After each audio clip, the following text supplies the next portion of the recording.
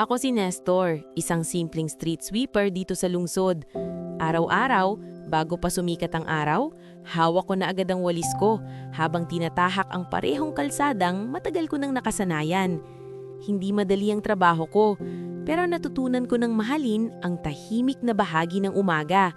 Yung ipong konti pa lang ang sasakyan at ang hangin ay sariwa pa bago ito lamunin ng ingay at usok ng siyudad. Sa bawat pagwawalis ko, pakiramdam ko kahit papaano ay may silbi ako, na may ambag ako sa kaayusan ng lugar na ito.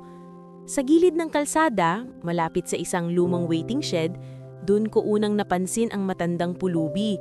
Halos araw-araw naroon siya, nakaupo sa parehong pwesto, parang bahagi na ng paligid. Ang suot niyang damit ay gusot at kupas, may mga punit na tila ilang taon nang hindi napapalitan. Ang buhok niya ay kulay abo na at magulo, at ang balat niya ay sunog na sa araw. Kung titingnan mo siya, madaling husgahan, parang isa lang siyang taong pinabayaan na ng mundo. Nung una, hindi ko siya pinapansin. Katulad ng karamihan, iniwasan ko rin siyang tingnan. Hindi dahil galit ako sa kanya, kundi dahil iyon na ang nakasanayan. Sa lungsod na ito, parang normal na lang na hindi mo pinapansin ang mga tulad niya. Minsan pa nga, kapag napapadaan ako malapit sa kanya, mas binibilisan ko pa ang paglalakad ko. May kung anong pakiramdam kasi na hindi komportable, na parang may gusto kang iwasan kahit hindi mo naman alam kung bakit. Pero kahit ganun, napapansin ko pa rin ang mga nangyayari sa paligid niya. Madalas, may mga taong napapangiwi kapag napapadaan sa kanya. May iba na nagtatakip ng ilong, may iba na basta na lang umiiling. May mga batang napapahinto sandali, tititigan siya, tapos tatawanan bago tumakbo palayo. At ang pinakamasakit kong nakita, yung mga pagkakataong tinataboy siya ng mga tanod o pulis. Isang umaga, habang nagwawalis ako sa tapat ng waiting shed, narinig ko ang malakas na boses ng isang tanod. "Hoy, ikaw na naman dito. Ilang beses ka na bang pinaalis?" Sigaw niya habang papalapit sa matanda. Hindi sumagot ang matanda. Nakayuko lang siya. Hawak ang maliit niyang supot na parang doon nakalagay ang lahat ng natitira sa kanya. Pilit siyang pinatayo ng tanod at kahit hirap na hirap, dahan-dahan siyang tumayo. "Wala ka bang ibang mapuntahan? Hindi ka pwedeng dito lang palagi." Dagdag pa ng tanod. Tahimik pa rin ang matanda, parang sanay na sa ganitong eksena. Walang galit sa mukha niya, walang pagtutol, kundi isang tahimik na pagsunod na parang matagal na niyang tinanggap ang ganitong klaseng buhay. Habang pinanunood ko iyon, hindi ko maiwasang mahinto sa pagwawalis. May kung anong bigat sa dibdib ko, pero hindi ko pa maintindihan kung ano iyon. Gusto kong magsalita, gusto kong sabihin sa tanod na hayaan na lang siya, pero hindi ko ginawa. Siguro dahil natatakot ako, o baka dahil iniisip ko na hindi naman responsibilidad ko iyon. Pagkatapos paalisin ng matanda, bumalik ako sa pagwawalis. Pero hindi na tulad ng bati ang pakiramdam ko. Hindi na tahimik ang umaga sa akin. Parang may bumabagabag na sa isip ko. Ilang beses kong sinulyapan ang direksyon kung saan siya naglakad at sa bawat tingin ko, lalo kong nararamdaman ng may mali. Kinabukasan, bumalik siya sa parehong pwesto. Parang walang nangyari. Nakaupo ulit siya, tahimik, nakatingin sa mga dumadaan na parang wala siyang hinihintay kundi ang paglipas ng oras. Doon ko mas napansin na kahit anong itaboy sa kanya, bumabalik pa rin siya. Hindi dahil gusto niya, kundi dahil wala siyang ibang mapuntahan. At doon ko unti-unting naisip, paano kung ako ang nasa kalagayan niya? Paano kung isang araw mawala lahat sa akin at wala na akong matirhan? May lalapitan kaya ako? May tutulong kaya sa akin? O katulad niya, itataboy din ako ng mga taong dati kong kasabay sa araw-araw. Pero kahit ganun, hindi pa rin ako lumapit sa kanya. Hanggang sa araw na iyon, nanatili akong tagamasid. Tahimik na nanunood sa isang taong tila unti-unting kinakain ng mundo, habang ang mga tao sa paligid ay nagbubulag-bulagan. Hindi ko pa alam noon na ang matandang iyon, na halos hindi pinapansin ng lahat, ang magiging dahilan kung bakit magbabago ang pananaw ko sa buhay. Hindi ko pa alam na darating ang araw na hindi ko na lang siya basta mapapanood mula sa malayo. At lalong hindi ko pa alam na ang simpleng presensya niya sa gilid ng kalsada ay may dalang kwento na magbabago ako habang buhay. Kinabukasan, mas maaga akong pumasok sa trabaho kaysa sa nakasanayan ko. Hindi ko may paliwanag pero may kung anong pakiramdam na parang may inaasahan akong mangyari. Habang naglalakad ako papunta sa karaniwang ruta ko, hindi ko maiwasang lingunin agad ang waiting shed kung saan ko madalas makita ang matanda. Nandun siya, tulad ng dati, nakaupo, tahimik, at tila wala pa ring pakialam sa mundo sa paligid niya. Pero sa pagkakataong iyon, iba na ang pakiramdam ko habang nakatingin sa kanya. Hindi na siya basta isang taong iniiwasan ko. Parang may kung anong humihila sa akin na mas pagmasdan siya, mas unawain kung sino ba talaga siya. Habang nagwawalis ako, narinig ko ang ingay ng sasakyan na huminto sa gilid. Isang puting service vehicle ng barangay ang dumating. Bumaba ang dalawang tanod at agad kong naramdaman kung anong mangyayari. Parang paulit-ulit na eksena na lang ito sa lugar namin. Hindi na bago, pero sa araw na iyon, mas ramdam ko ang bigat nito. Lumapit sila sa matanda at walang kahit anong pag-aalinlangan, pinagsabihan siya. "Tay, ilang beses na namin kayong pinaalis dito. May bagong utos na mula sa City Hall. Bawal na talaga ang mga palaboy dito." Sabi ng isa sa kanila. Medyo mas mahinahon ang tono kumpara sa iba kong nakita noon. Pero kahit ganun, malinaw na wala silang balak makinig sa kahit anong paliwanag. Tumingin ang matanda sa kanila, dahan-dahan, parang pagod na pagod na. "Dito lang ako, iho. Wala naman akong ginagawang masama." Mahina niyang sagot, halos pabulong pero sapat para marinig ko mula sa kinatatayuan ko. "Hindi na pwede, tay. Sumunod na lang kayo para wala ng gulo." Sagot naman ng isa pang tanod na tila nagmamadali. Hinawakan nila ang braso ng matanda at pilit siyang pinatatayo. Kita ko kung gaano kahirap para sa kanyang turayo. Nanginginig ang mga tuhod niya at parang bawat galaw ay may kasamang sakit. Doon na ako tuluyang napahinto sa pagwawalis. Hindi ko na kayang magpanggap na wala akong nakikita. Parang may kumukurot sa loob ko, mas malakas kaysa dati. Hindi ko alam kung awa ba iyon o konsensya, pero alam kong hindi ko na kayang basta tumalikod lang. Habang unti-unting naglalakad ang matanda palayo, hawak ang maliit niyang supot, napansin kong wala man lang siyang tinitingnan na direksyon. Parang kahit saan siya dalhin ang paa niya, pareho lang, walang patutunguhan. Hindi ko namalayan na sumusunod na pala ako sa kanya. Ilang hakbang lang ang layo. Hindi pa rin ako lumalapit, pero hindi ko na rin siya pinalalampas sa paningin ko. Hanggang sa makarating siya sa isang sulok ng kalsada na halos walang tao. Doon siya dahan-dahang naupo, parang nauubos na ang lakas. Doon ako tuluyang lumapit sa kanya. "Tay," tawag ko, medyo alanganin pa ang boses ko. Hindi ko alam kung paano magsisimula. Hindi ako sanay makipag-usap sa kanya. Sa totoo lang, hindi ko alam kung ano ba ang sasabihin. Tumingala siya sa akin at doon ko nakita ang mga mata niya. Hindi galit, hindi rin puno ng lungkot, kundi parang tahimik lang, parang tinanggap na niya ang lahat ng nangyayari sa buhay niya. "Inyo po," sabay abot ko ng tinapay na binili ko kanina sa maliit na tindahan malapit sa terminal. Hindi ko alam kung bakit iyon ang una kong ginawa, pero pakilambam ko, iyon lang ang kaya kong ibigay sa sandaling iyon. Sandali siyang tumingin sa tinapay, saka sa akin, parang nagdadalawang isip. Pero kalaunan, tinanggap niya ito ng dahan-dahan. "Salamat, iho," mahina niyang sabi, pero ramdam ko ang bigat ng pasasalamat sa simpleng salitang iyon. Umupo ako sa tabi niya, kahit medyo marumi ang semento. Hindi ko na inisip ang suot ko o kung ano ang sasabihin ng ibang tao kung makita nila ako. Sa sandaling iyon, parang hindi na iyon mahalaga. Tahimik lang kami ng ilang sandali. Naririnig ko lang ang ingay ng mga sasakyan sa malayo at ang mahina niyang pagnaya sa tinapay na binigay ko. Pero kahit walang salita, pakiramdam ko may kung anong nabubuo sa pagitan namin, isang koneksyon na hindi ko inaasahan. "Ano pong pangalan ninyo, tay?" tanong ko, makalagsong ng hanap ng lakas ng loob na magsalita ulit. Sandali siyang natahimik bago sumagot. "Tawagin mo na lang akong Lando," sabi niya, sabay bahagyang ngiti.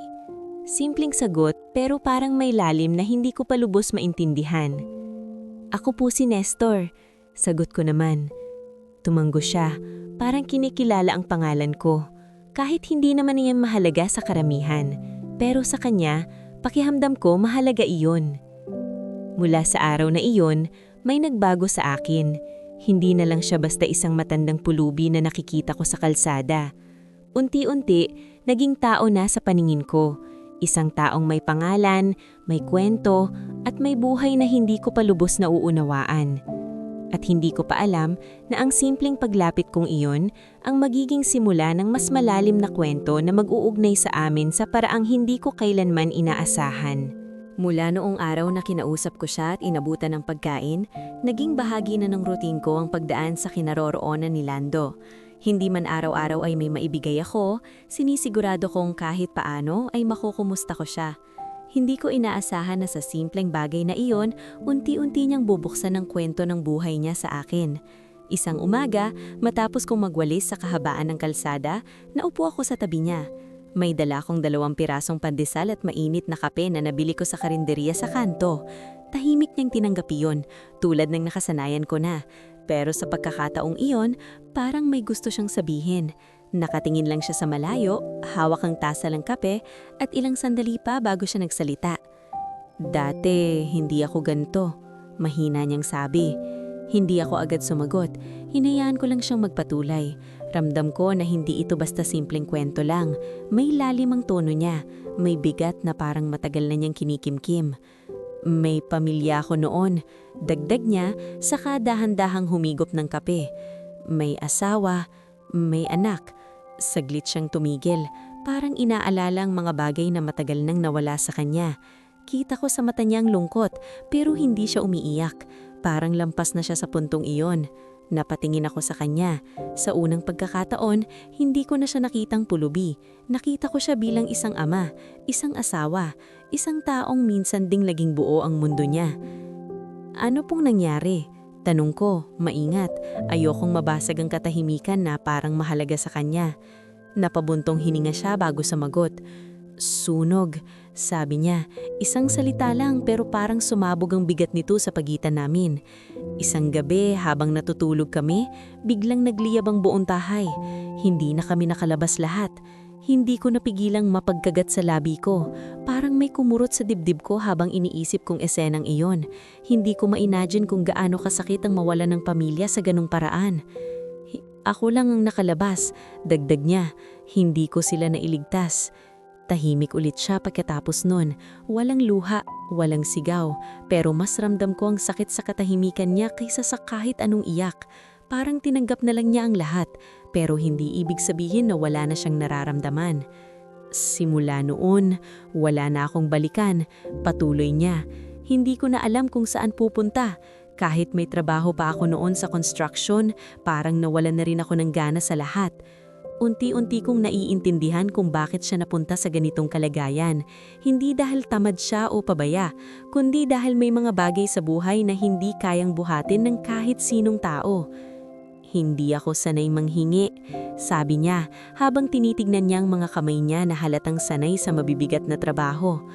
Pero darating pala ang panahon na kahit ayaw mo, mapipilitan ka. Hindi ko alam kung anong isasagot ko, parang anumang sabihin ko ay kulang.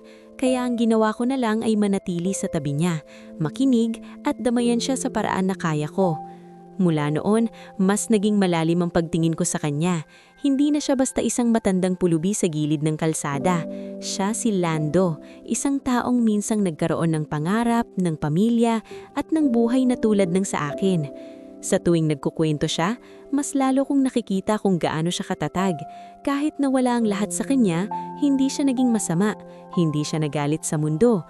Tahimik lang niyang tinanggap ang kapalaran niya, kahit hindi ito naging patas.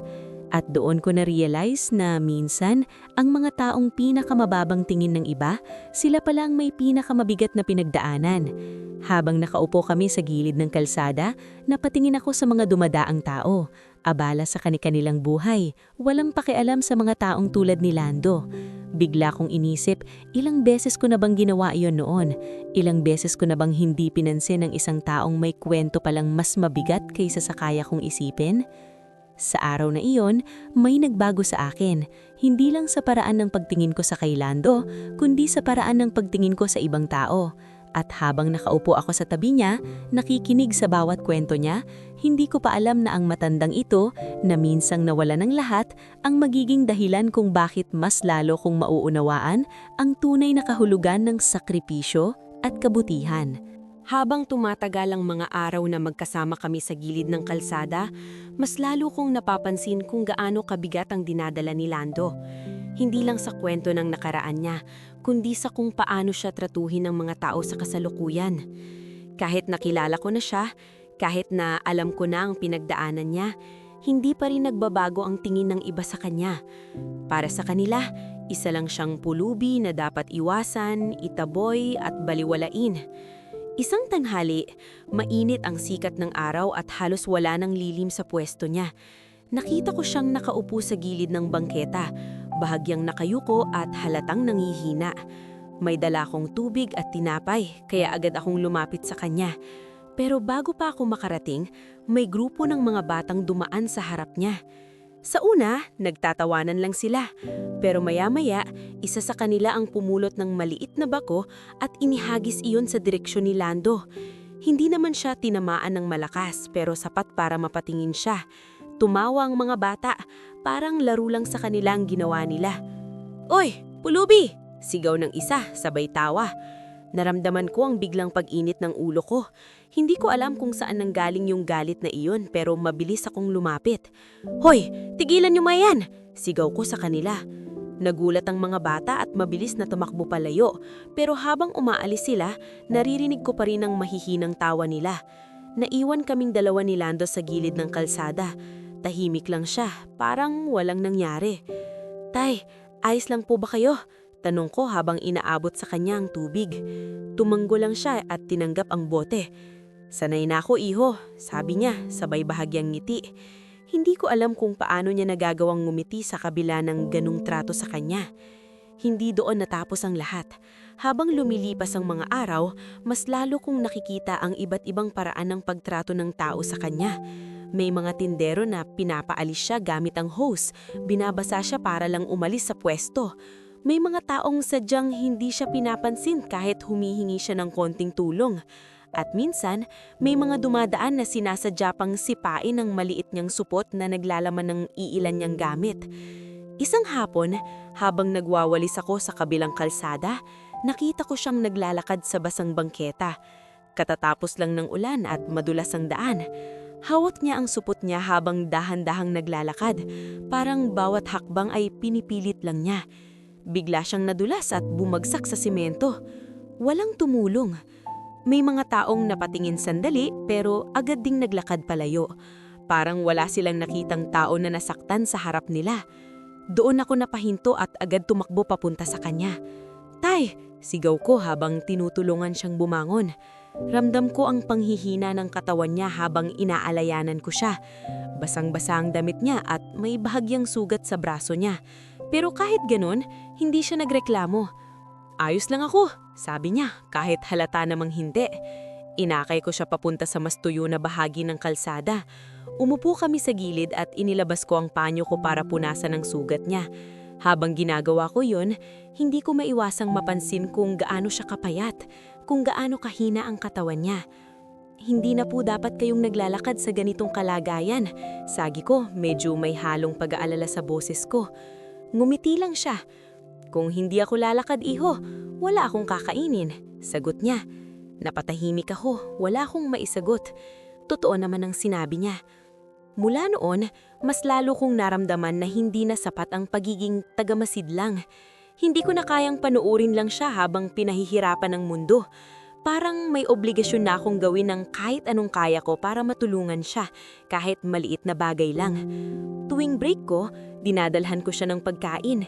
Minsan, binibigyan ko siya ng lumang damit na pwede niyang gamitin. Hindi man iyon sapat para baguhin ang kalagayan niya, pero kahit papaano, alam kong may isang taong hindi siya tinataboy. At sa bawat araw na lumilipas, mas lalo kong nakikita kung gaano siya katatag. Sa kabila ng lahat ng pangaapi, hindi siya nagagalit, hindi siya naninising. Tahimik lang siyang nabubuhay, umaasa na malalagpasan niya ang bawat araw.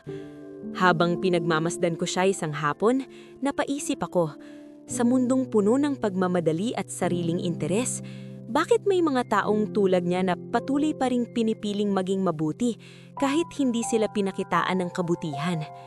Hindi ko pa alam ang sagot sa tanong na iyon, pero unti-unti kong naramdaman na ang matandang ito, na halos itaboy na ng buong syudad, ay may itinuturo sa akin na hindi ko matututunan kahit saan. At hindi ko pa alam na ang mga susunod na araw ay maglalagay sa amin sa sitwasyong susubukin hindi lang sa katatagan niya, kundi pati na rin sa kung hanggang saan ang kaya niyang ibigay para sa ibang tao. Dumating ang araw na parang tuluyan ng naubos ang natitirang lugar para kay Lando sa lungsod. Maaga pa lang, may naririnig na akong usapan sa mga kasamahan ko tungkol sa isang malawakang clearing operation. May bagong utos daw mula sa itaas. Lahat ng palaboy, bawal na sa mga pangunahing kalsada. Kailangan silang paalisin, kahit saan pa sila mapunta. Habang nagwawalis ako, hindi mapakali ang isip ko. Paulit-ulit kong iniisip si Lando. Alam kong hindi niya kakayanin ng ganitong sitwasyon. Sa edad niya at sa hina ng katawan niya, hindi biro ang palipat-lipat ng lugar. Pero wala akong magawa kundi magpatuloy sa trabaho ko habang pinipilit iwaksi ang kaba. Hindi nagtagal, dumating ang mga sasakyan ng barangay at pulis. Mas marami sila kaysa dati. Mas seryoso ang dating. Isa-isa nilang pinapaalis sa mga nakatira sa bangketa. Mga pulube, mga nagtitinda ng walang permit, kahit ang mga natutulog lang sa gilid ng kalsada. Walang pinipili. Agad kong hinanap si Lando at nakita ko siya sa dati niyang pwesto. Nakaupo pa rin siya, hawak ang maliit ng supot, parang hindi pa niya alam ang mangyayari. Lumapit ang dalawang tanod sa kanya at kahit hindi ko marinig ang eksaktong sinasabi nila, alam ko na ang pakay niya. Mabilis akong lumapit. "Tay, kailangan na raw po kayong paalisin," sabi ko, halos hindi ko na maitago ang pag-aalala ko. Tumingin siya sa akin at sa mga mata niya, nakita ko ang pagod. Hindi lang pisikal na pagod, kundi pagod na parang ilang taon nang dinadala. "Ganun ba?" Mahina niyang sagot. Wala siyang pagtutulan, walang reklamo. Dahan-dahan siyang tumayo kahit halatang nahihirapan. Hinawakan pa ang braso niya para alalayan siya. "Samahan ko po kayo," sabi ko. Hindi siya sumagot, pero hindi rin niya tinanggihan ang tulong ko. Sabay kaming naglakad balayo sa lugar na ilang buwan din niyang tinuluyan. Habang naglalakad kami, napansin ko kung gaano kabagal ang mga hakbang niya. Parang bawat hakbang ay may kasamang sakit. Dinala ko siya sa isang mas tahimik na bahagi ng syudad, malayo sa mata ng mga tanod at pulis. Hindi iyon kasing ganda ng dati niyang pwesto, pero kahit papaano, may konting lilim at hindi masyadong matao. Doon kami huminto.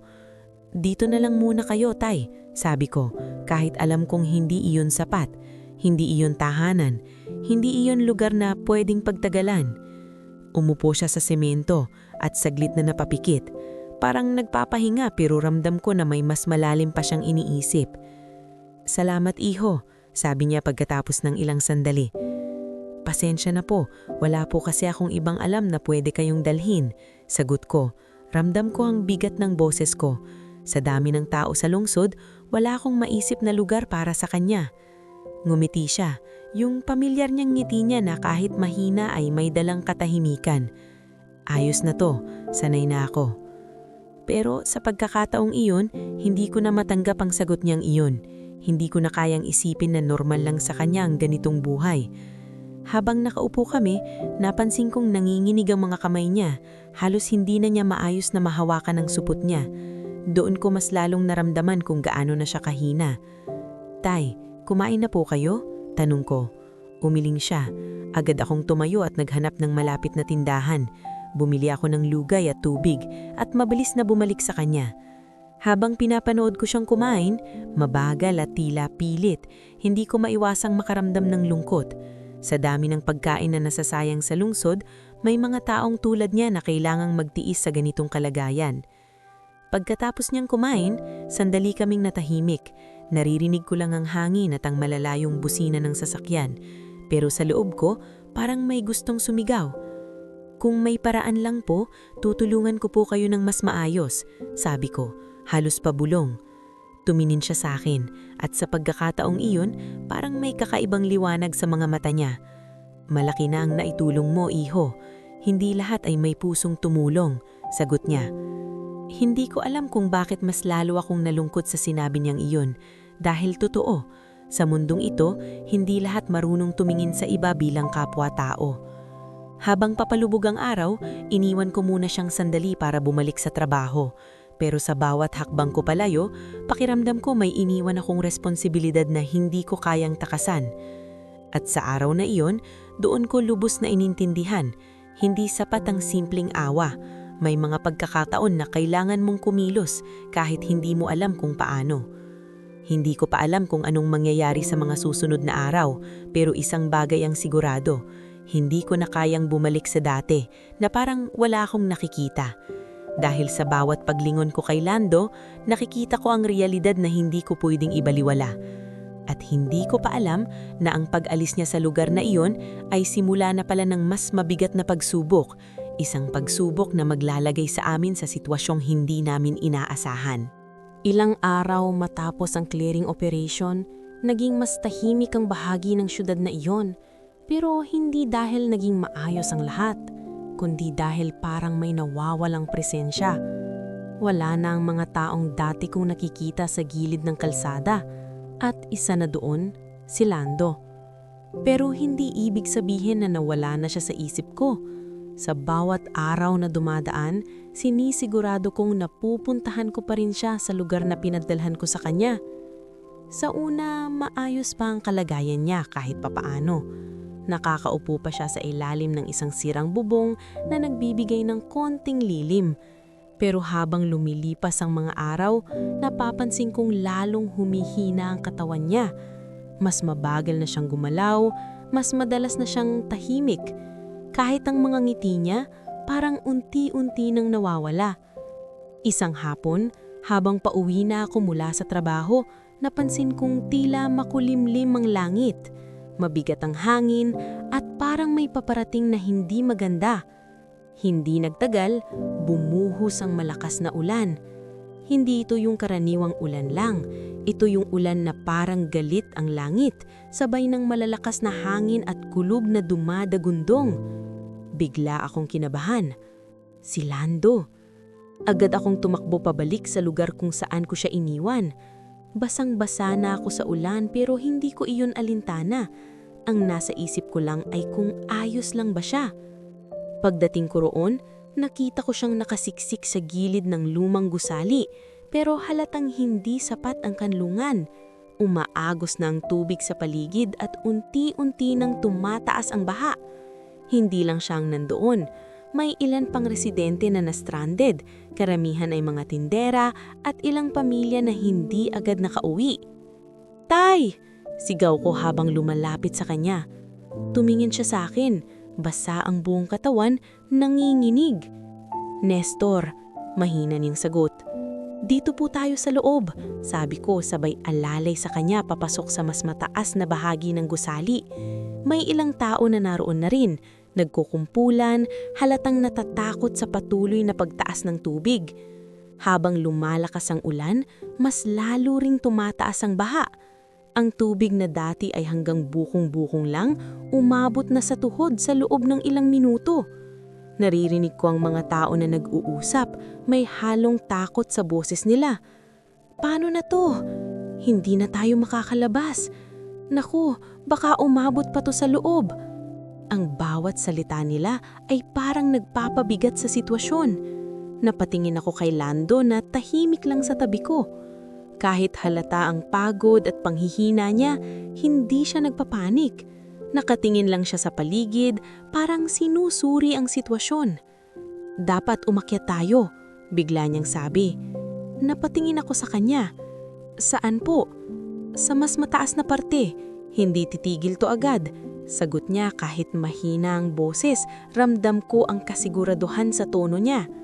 Sinabi ko iyon sa ibang tao at kahit may ilan na nagduda, karamihan ay sumunod. Isa-isa kaming umakyat sa mas mataas na bahagi ng gusali gamit ang sirang hagdan sa gilid. Mahirap ang pag-akyat, lalo na sa mga matatanda at may kasamang bata. Doon ko nakita ang kakaibang lakas ni Lando. Sa kabila ng kalagayan niya, siya pa ang unang tumulong sa isang batang umiiyak. Binuhat niya ito kahit halatang hirap na hirap siya. Inalalayan niya ang isang matandang babae kahit nanginginig ang mga kamay niya. Hindi siya tumigil kahit kitang-kita ko na halos wala na siyang lakas. "Tay, pahinga muna po kayo," sabi ko habang sinusubukan kong tulungan siya. Umiling siya. "Mamaya na, unahin muna sila," sagot niya. Hindi ko alam kung saan niya kinukuha ang lakas na iyon. Sa katawan niyang payat at mahina, hindi mo aakalain na kaya pa niyang gawin ang lahat ng iyon. Pero sa mga sandaling iyon, siya ang pinakakalmado naming lahat. Habang patuloy ang ulan at ang pagtaas ng tubig, naramdaman ko ang kaba na unti-unting sumisikip sa dibdib ko. Hindi ko alam kung gaano pa katagal bago kami mailigtas o kung may darating ba talagang tulong. Pero sa gitna ng takot, may isang bagay akong napansin. Hindi na siya yung natandang pulubi na tinataboy ng mga tao. Sa mga sandaling iyon, si Lando ang nagsisilbing gabay namin. Siya ang nag-uutos kung saan pupunta, siya ang tumutulong sa mga mahihina, siya ang nagbibigay ng konting lakas ng loob namin kahit wala siyang sinasabi. At habang nakatingin ako sa kanya, unti-unti kong na-realize na minsan ang tunay na halaga ng isang tao ay hindi nakikita sa itsura o estado sa buhay, kundi kung paano siya kumilos sa oras ng pangangailangan. Hindi ko pa alam kung anong mangyayari sa amin sa gabing iyon, pero ramdam ko na may paparating pang mas mabigat na pagsubok. At sa pagkakataong iyon, hindi ko inaasahan na ang taong halos wala nang natira sa buhay ang siyang magiging dahilan kung bakit may pag-asa pa kaming makaligtas. Habang tumatagal ang gabi, lalo pang lumalakas ang ulan at hangin.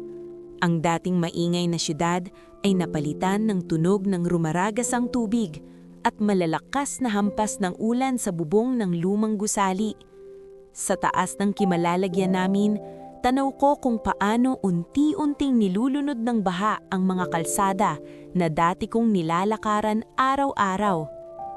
Ang mga sasakyan ay tila mga laruan na tinatangay ng agos at ang ilaw mula sa poste ay kumikislap na parang anumang oras ay mawawala. Sa loob ng gusali, ramdam ko ang takot ng bawat isa. May batang umiiyak, may mga nanay na pilit pinapatahan ng kanilang mga anak, at may mga matatanda na tahimik lang na nakaupo, parang nagdarasal sa loob-loob nila. Sa ganitong sitwasyon, walang may kontrol. Lahat kami ay umaasa na lang na matatapos din ang bangungot na iyon. Pero sa gitna ng kaguluhan, may isang taong hindi natinag. Si Lando. Habang ang karamihan ay natatakot at hindi malaman ang gagawin, siya ang patuloy na kumikilos. Nakita ko siyang lumapit sa isang babae na halos himatayan na sa kaba. Maingat niya itong inalalayan at pinaupo sa mas ligtas na pwesto. Pagkatapos noon, lumapit siya sa isang batang patuloy na umiiyak at kinakausap ito sa mahina at kalmadong boses.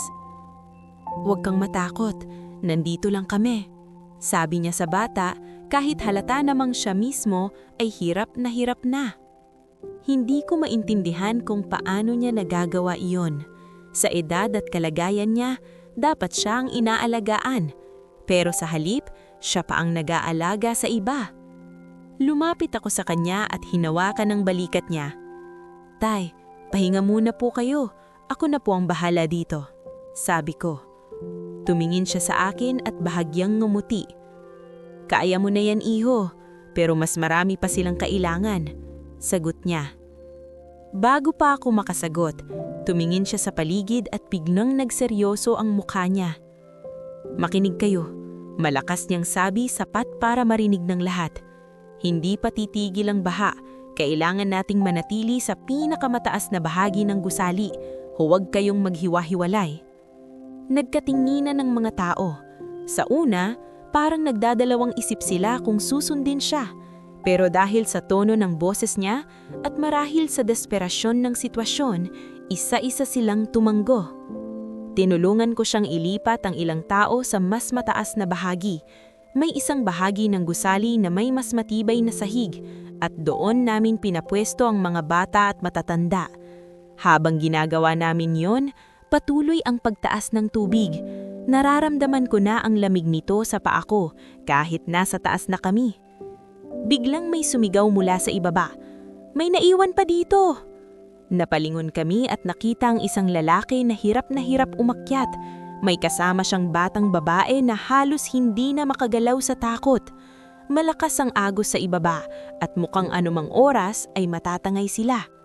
Walang naglakas boob na bumaba. "Delikado na!" sigaw ng isa. "Hindi na kaya!" dagdag pa ng iba. Sandali akong natigilan. Gusto kong tumulong pero ramdam ko ang takot. Hindi ko alam kung kakayanin ko ba. Pero bago pa ako makakilos, nakita ko si Lando na daham-dahang lumalapit sa isang gilid. "Tay, ano pong ginagawa niyo?" tanong ko kinakabahan. "May naiwan pa," sagot niya, diretsyo ang tingin sa baba. "Delikado po, huwag na," pigil ko sa kanya. Pero hindi siya nakinig, parang may desisyon na siyang ginawa sa isip niya. Dahan-dahan siyang bumaba, kapit sa sirang railings, kahit halatang hirap na hirap siya. Lahat kami ay napatingin sa kanya, walang makapagsalita. Ang matandang pulubi na dati nilang tinataboy, siya ngayon ang tanging may lakas ng loob na kumilos. Habang bumababa siya, naririnig ko ang malakas na agos ng tubig. Bawat hakbang niya ay parang laban sa sarili niyang katawan, pero hindi siya tumigil. Pagdating niya sa baba, agad niyang inabot ang bata. "Hawakan ka dito," sabi niya sabay akay sa lalaki. Unti-unti nilang tinahak ang paakyat na daan habang pilit nilang nilalaban ng tubig na halos umabot na sa dibdib nila. "Hila!" sigaw ko habang inaabot ko ang kamay ng bata. Isa-isa silang nakaakyat, una ang bata, pagkatapos ang lalaki, huli si Lando. Nang mahawakan ko ang kamay niya, ramdam ko kung gaano siya kahina, pero sa kabila noon, pilit siyang umaakyat. Nang tuluyan na siyang makarating sa taas, napaupo siya, hingal na hingal. Pero kahit ganon, may simit pa rin sa labi niya. "Okay na sila," mahinang niyang sabi. Sa sandaling iyon, wala nang nakapagsalita. Ang mga taong dati niyang pinandidirihan, ngayon ay nakatingin sa kanya na parang hindi makapaniwala. At ako, hindi ko napigilang mapatitig sa kanya ng matagal. Sa gabing iyon, malinaw kong nakita kung sino talaga siya. Hindi lang siya isang matandang pulubi. Isa siyang taong handang tumulong, kahit kapalit ay ang sarili niyang lakas. At habang patuloy ang pag-ulan at pagtaas ng tubig, naramdaman ko na ang pinakamatinding pagsubok ay hindi pa dumarating. At kapag dumating iyon, alam kong may isang taong hindi magdadalawang isip na ibigay ang lahat para sa iba. Habang lumilipas ang mga oras, lalo pang lumalala ang sitwasyon. Ang ulan ay hindi pa rin humihina at ang tubig ay patuloy na tumataas kahit nasa mataas na bahagi na kami ng gusali. Ang dating maliit na espasyo na pinagtitipunan namin ay unti-unti nang nagiging masikip at ramdam ko ang takot sa bawat isa. Wala nang nagsasalita ng malakas, ang mga bulong at iyak na lang ang naririnig ko, kasabay ng walang tigil na buhos ng ulan. Napansin ko na kahit nakaupo si Lando sa gilid, pilit pa rin niyang minamasdan ng paligid. Halos hindi na siya gumagalaw, pero ang mga mata niya ay gising na gising, parang patuloy na nag-iisip kung ano pa ang pwede niyang gawin. Lumapit ako sa kanya at inilagang kamay ko sa balikat niya. "Tay, pahinga muna po kayo. Ako na po bahala," sabi ko, pero sa totoo lang hindi ko rin alam kung ano ang gagawin. Tumingin siya sa akin at bahagyang umiling. "Hindi pa tayo ligtas," mahina niyang sagot. Napatingin ako sa paligid. Tama siya. Kahit nasa taas na kami, wala pa rin kasiguraduhan. Kung patuloy na tataas ang tubig, baka abutin din kami doon. Wala kaming lubid, wala kaming sapat na kagamitan, at higit sa lahat, wala kaming malinaw na paraan para makalabas. Biglang may isang lalaki ang nagsalita mula sa kabilang gilid. May rooftop pa sa kabila, pero hindi natin mararating. Wala tayong pangtawid. Lahat kami ay napatingin sa direksyong tinuturo niya. Sa kabilang bahagi ng gusali, may mas mataas na bubong na mukhang mas ligtas. Pero sa pagitan namin at ng rooftop maiyon ay isang malalim na agos ng tubig na parang ilog na dumadaloy sa loob ng gusali. Walang gustong magkusang lumapit. Hindi natin kaya yan, sabi ng isa, halatang takot. Delikado masyado, dagdag ng isa pa. Tahimik lang si Lando, pero nakita ko kung paano niya pinagmasdan ng pagitan namin at ng rooftop. Parang sinusukat niya ang distansya, ang lakas ng agos at ang posibilidad na may makatawid. Maya-maya, nagsalita siya. Kailangan natin ng lubid. Wala naman tayong lubid, sagot ko agad. Tignan niyo sa baba, baka may mahagilap, sabi niya. Napatingin ako sa baba, halos kalahati na ng gusali ang lubog sa tubig. Delikado nang bumaba, pero kung wala kaming gagawin, mas lalo kaming malalagay sa panganib. Walang gustong bumaba, sabi ng isang lalaki, halatang nanginginig ang boses. Tahimik ulit ang lahat, hanggang sa nagsalita si Lando. Ako na. Parang tumigil ang mundo sa narinig ko. Agad akong napalingon sa kanya. Tay, hindi po pwede. Delikado po, sabi ko, halos pakiusap na ang tono. Ngumiti lang siya, yung pamilyar na ngiti na parang wala lang sa kanya ang lahat ng panganib. Kung hindi ako, sino pa? Sagot niya. Hindi ako makapaniwala. Sa dami namin siya pa ang magvo-volunteer. Siya na halos hindi na makatayo ng maayos. Hindi po, ako na lang, sabi ko, pilit kong pinipigilan siya. Pero umiling siya. Mas bata ka, mas marami ka pang magagawa pagkatapos nito. Sabi niya, diretso ang tingin sa akin. Hindi ko alam kung paano sasagot, parang may kung anong bumara sa lalamunan ko. Bago pa ako makapigil, dahan-dahan na siyang tumayo. Halos manginig ang tuhod niya, pero pinilit niyang tumayo ng tuwid. Lahat kami ay nakatingin sa sanya, walang makapagsalita. Lumapit siya sa gilid ng hagdan at tumingin sa baba, kung saan rumaragasa ang tubig. Huminga siya ng malalim, parang naghahanda. Tay, tawag ko, pero hindi ko na alam kung ano ang susunod kong sasabihin. Hindi siya lumingon, parang desidido na siya. Dahan-dahan siyang bumaba, kapit sa sirang bakal. Sa bawat hakbang niya ramdam ko ang kaba, parang bawat segundo ay pwedeng may mangyari sa kanya. Habang pababa siya, naririnig ko ang malakas na agos ng tubig na tumatama sa pader. Nang makarating siya sa ibabang bahagi, halos hanggang dibdib na ang tubig, pero hindi siya umatras. Sinimulan niyang kapkapin ang paligid, naghahanap ng kahit anong pwedeng gawing lubid. May mga kahoy, may mga basurang inanod, pero wala siyang mahanap na matibay. Hanggang sa may nakita siyang isang mahabang tali na nakapulupot sa isang lumang poste. Agad niya itong hinila, kahit hirap na hirap siya. Kita ko kung paano siya lumalaban sa agos habang kinukuha ang tali. Tay, tama na po, sigaw ko mula sa taas, pero hindi siya tumigil. Sa wakas, nakuha niya ang lubid. Hawak niya ito habang pilit na umaakyat pabalik. Nung sa pagkakataong iyon, mas malakas na ang agos. Kitang-kita ko kung paano siya nahirapan. Bawat hakbang niya parang laban sa kamatayan. At sa sandaling iyon, ramdam ko na hindi na ito basta simpleng pagtulong. Ito na ang puntong ibinibigay na niya ang lahat. At habang nakatingin ako sa kanya, hindi ko maiwasang manginig. Dahil alam ko na maaaring hindi na siya makabalik ng buo mula sa ginawa niyang iyon. Habang pilit umaakyat si Lando pabalik sa amin, halos tumigil ang oras sa paningin ko. Hawak niya ang lubid na parang iyon na lang ang natitirang pag-asa naming lahat, pero bawat galaw niya ay hirap na. Ang agos ng tubig ay lalong lumalakas, humampas sa katawan niya na parang gustong hilahin siya palayo. Tay, kapit lang! Sigaw ko habang inaabot ko ang kamay ko pababa. Nakita ko siyang tumingin sa akin at sa kabila ng pagod at panghihina, may bakas pa rin ng determinasyon sa mga mata niya. Pilit niyang iniaangat ang paa niya sa bawat hakbang kahit halos wala na siyang lakas. Sa wakas, narating niya ang huling baitang ng hagdan. Agad ko siyang hinawakan sa braso at tinulungan paakyat. Ramdam ko ang bigat ng katawan niya. Hindi dahil mabigat siya, kundi dahil wala na siyang lakas. Halos buhatin ko na siya para makabalik sa taas.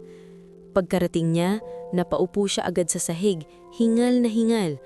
Pero hindi niya binitawan ng lubid. Inabot niya ito sa akin. "Itali mo doon," sabi niya sabay turo sa matibay na bahagi ng haligi sa gilid ng gusali. Agad akong kumilos. Kahit nanginginig ang kamay ko, sinunod ko ang sinabi niya. Itinali ko ang isang dulo ng lubid sa haligi, sinigurong mahigpit at hindi basta mabibitawan. Ang kabilang dulo naman ay kailangan naming itawid papunta sa rooftop na mas mataas. "Paano natin itatawid?" tanong ng isang lalaki. Tahimik si Lando ng ilang segundo, parang iniisip ang susunod na gagawin. Pagkatapos, tumingin siya sa akin. "Kailangan may magdala sa kabilang side," sabi niya. Napatingin ako sa malakas na agos sa pagitan namin at ng rooftop. Kahit hawak ang lubid, delikado pa rin. Isang maling galaw lang, pwede kang matangay. "Ako na," sabi ko kahit ramdam ko ang kaba. Pero bago pa ako makakilos, hinawakan niya ang braso ko. Mahina ang kapit niya, pero sapat para pigilan ako. "Hindi," sabi niya. "Tay, kaya ko po," sagot ko. Pilit kong pinapakita na handa ako. Umiling siya. "Kailangan mo silang tulungan dito. Ikaw ang may lakas," sabi niya. Hindi ako makapaniwala. Sa sitwasyon namin, dapat siya ang pinoprotektahan. Pero muli, inuuna niya ang iba kaysa sa sarili niya. Bago pa ako makasagot, tumayo siya. Halos hindi na siya makatayo ng diretsyo, pero pinilit niya. "Tay, huwag na po," sigaw ko, pero huli na. Hinawakan niya ang lubid, saka dahan-dahang bumaba ulit sa gilid kung saan rumaragasa ang tubig. Lahat kami ay napatingin, walang makapigi sa kanya. Habang lumulusong siya sa baha, mas malakas na ang agos kaysa kanina. Halos hanggang leeg na ang tubig sa ibang bahagi. Pero hindi siya umatras. "Kapit!" sigaw ko habang pinapanood siya. Unti-unti niyang tinatahak ang daan papunta sa kabilang bahagi. Hawak ang lubid. Ang bawat galaw niya ay mabagal, parang bawat segundo ay laban sa sarili niyang katawan. Sa taas, tahimik ang lahat. Wala nang umiiyak, wala nang nagsasalita, lahat ay nakatingin lang sa kanya, parang nakasandal ang buhay namin sa bawat hakbang niya. Nang nakarating siya sa gitna, biglang lumakas ang agos. Nakita ko kung paano siya halos mawalan ng balanse. Napasigaw ako, "Tay!" Pero hindi siya bumitaw. Mas hinigpitan niya ang kapit sa lubid kahit halata nang nanghihina na siya. Hanggang sa tuluyan siyang makarating sa kabilang bahagi. Agad niyang itinali ang lubid sa matibay na bahagi ng rooftop. Nang matapos niya iyon, saglit siyang napaupo, halatang wala ng lakas. "Tay, balik na po kayo!" sigaw ko. Tumingin siya sa amin at sa pagkakataong iyon, nakita ko ang kakaibang katahimikan sa mukha niya. Parang alam niya na ang mangyayari. Ngumiti siya. Isang ngiti na hindi ko makakalimutan. Pagkatapos noon, dahan-dahan niyang tumayo at sinubukang bumalik sa amin. Pero sa unang hakbang pa lang, biglang rumagasa ang mas malakas na alon ng tubig. Nakita ko kung paano siya halos matumba. "Tay!" sigaw ko. Halos mapunit ang boses ko. Sinubukan niyang kumapit sa lubid pero halatang wala na siyang lakas. Ang agos ay masyadong malakas. Sa huling sandali, nakita ko siyang tumingin sa amin. Walang takot. Walang pagsisisi. At pagkatapos nun, tuluyan siyang anod ng tubig. Parang may sumabog sa loob ko. Hindi ko alam ang anong gagawin ko. Gusto kong tumalon. Gusto kong habulin siya. Pero hinawakan ako ng mga kasama ko. "Huwag! Matatangay ka rin!" sigaw nila. Hindi ko alam kung gaano katagal akong nakatitig sa tubig. Hindi ko matanggap ang nangyari. Pero sa likod ng lahat ng iyon, nandun ang lubid. Ang lubid na itinaya niya ang buhay niya para maitali. Isa-isa naming hinawakan iyon at tumawid sa kabilang rooftop. Dahil sa kanya, nagawa naming makaligtas. Habang tumatawid ako, hindi ko mapigilang umiyak. Dahil sa bawat hakbang ko, alam kong may isang taong hindi na makakatawid kasama namin. At sa gabing iyon, malinaw sa akin ang isang bagay. Ang matandang pulubi na itinaboy ng lahat, siya ang nagligtas sa amin. Kinabukasan, humupa rin ang ulan. Unti-unting bumaba ang tubig at nagsimulang bumalik sa normal ang paligid. Pero para sa akin, hindi na kailanman magiging normal ang lahat. Habang nakatayo ako sa rooftop kasama ang iba pang nakaligtas, ramdam ko ang kakaibang katahimikan. Wala nang sigawan, wala nang takot, pero may naiwan. Isang mabigat na pakiramdam na hindi maipaliwanag. Isa-isa kaming nailikas na mga rescuers. May mga bangka na dumating at maingat kaming inilipat sa mas ligtas na lugar. Habang pababa ako ng rooftop, hindi ko maiwasang tumingin sa direksyon kung saan huling nakita si Lando. Parang umaasa pa rin ako na baka bigla siyang lilitaw, na baka may himala. Pero alam ko sa sarili ko na hindi na iyon mangyayari. Pagdating namin sa evacuation center, sinalubong kami ng mga tao. Mga volunteer, mga pamilya na naghahanap ng kanilang mahal sa buhay, at mga opisyal na nagtatala ng mga nakaligtas. Pero sa gitna ng lahat ng iyon, parang wala akong marinig. Parang nakahiwalay ako sa mundo. Iniisip pa rin ang nangyari. Hindi ko na malayan na nakaupo na pala ako sa isang sulok. Hawak ang tuwalya na ibinigay sa akin. Basa pa rin ang damit ko pero hindi ko naramdam ang lamig. Ang nasa isip ko lang ay ang huling ngiti ni Lando. Makalipas ang ilang oras, may balitang nakumalat sa evacuation center. May mga natagpuang katawan sa gilid ng ilog, inanod mula sa mga lugar na binaha. Nang marinig ko iyon, biglang bumilis ang tibok ng puso ko. Hindi ko alam kung gusto ko bang marinig ang susunod na sasabihin, pero hindi ko rin kayang umiwas. Sumama ako sa ilang tao papunta sa lugar kung saan dinadala ang mga natatagpuan. Habang papalapit kami, ramdam ko ang bigat ng bawat hakbang ko. Parang may parte sa akin na umaasang mali ang iniisip ko, na baka hindi siya ang isa sa mga iyon. Pero nang makita ko ang katawan na nakahiga sa stretcher, tumigil ang mundo ko. Si Lando. Tahimik lang siyang nakahiga. Parang natutulog lang. Wala na ang pagod sa mukha niya. Wala na ang hirap na matagal ko nang nakikita sa kanya. Sa unang pagkakataon, parang payapa siya. Hindi ko napigilang mapaluha. Hindi ko alam kung paano ko haharapin ang katotohanan iyon. Ang taong ilang araw ko lang nakasama pero nag-iwan ng napakalaking epekto sa buhay ko ay wala na. Unti-unting dumating ang ibang tao, mga nakaligtas na kasama namin sa gusuli. Nang makita nila si Lando, isa-isa silang napahinto. May ilan na napaiyak, may ilan na tahimik lang na nakatingin. Ang mga taong dati siyang hindi pinapansin, ngayon ay nakayuko sa harap niya. Siya yung tumulong sa atin, narinig kong sabi ng isang babae. Kung hindi dahil sa kanya, dagdag ng isa pa, hindi na natuloy ang sinasabi dahil napaiyak na. Sa sandaling iyon, nakita ko kung paano nagbago ang tingin ng mga tao. Ang matandang pulubi na dati nilang tinataboy, ngayon ay tinitingnan nila bilang bayani. Lumapit ako sa kanya at dahan-dahang hinawakan ng kamay niya. Malamig na ito, pero parang nararamdaman ko pa rin ang kabutihan na ibinigay niya sa amin. Salamat, Tay, mahinang sabi ko, kahit alam kong hindi na niya maririnig. Habang nakatingin ako sa kanya, unti-unting bumalik sa isip ko ang lahat ng sinabi niya. Ang mga kwento niya, ang mga ngiti niya, at ang simpleng paraan ng pagtanggap niya sa buhay kahit hindi ito naging mabait sa kanya. Doon ko naintindihan ng isang bagay na hindi ko kailanman makakalimutan. Hindi nasusukat ang halaga ng isang tao sa itsura niya, sa estado niya sa buhay, o sa kung paano siya tinitingnan ng iba. Minsan, ang mga taong inaakala mong wala ng silbi, sila pala ang may kakayahang magbigay ng pinakamaraming kabutihan. Simula noon, nagbago ako. Hindi na ako basta dumadaan lang sa mga taong nangangailangan.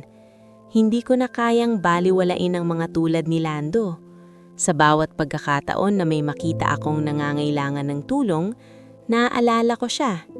At sa bawat pagwawalis ko sa parehong kalsada kung saan ko siya naunang nakita, hindi ko na siya nakikita bilang isang alaala lang. Para sa akin, nandun pa rin siya. Sa bawat kabutihang ginagawa ko, sa bawat taong tinutulungan ko, dala ko ang aral na iniwan niya. Dahil minsan, ang tunay na bayani ay hindi yung kinikilala ng lahat, kundi yung tahimik lang na nagbibigay ng sarili para sa kapwa, kahit wala nang natitira para sa kanya.